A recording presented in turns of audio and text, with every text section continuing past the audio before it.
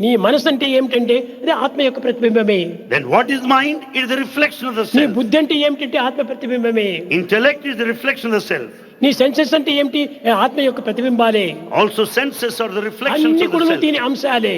They are all the sparks, aspects of the self. అంశమునకంతా ఒక్కటే ఆధారం. And there is only one fundamental foundation for all. Mysore pak, gulab jam, barfi, పాల్కో, మిఠాయి, జిలేబీ అన్ని చేసుకున్నాము. దీంట్లో ఏది ప్రధానమంటే చక్కెర ఒక్కటే. చక్కెరని తీసేస్తే no Mysore pak, no gulab jam. You have got so many sweets like Mysore pak, gulab jam and so on and so forth. But without sugar, no sweet అదే exists. విధంగానే God is divine. God is the only divine ఆ master. Divine అనేటువంటి sugar ఉండటం వల్లనే నీవు ఇన్ని రకమైనటువంటి యొక్క అవస్థలకు గురి అవుతున్నావు. ఇన్ని రకమైనటువంటి యొక్క వంటలు నీవు వండుకో తింటున్నావు. And because of the divinity of the sugar, you are going to have so many sweets plentifully. కనుకనే మూలాధారమైనటువంటిది ఫండమెంటల్ రైట్ ను మనం పట్టుకోవాలి. So we should catch hold of that fundamental right.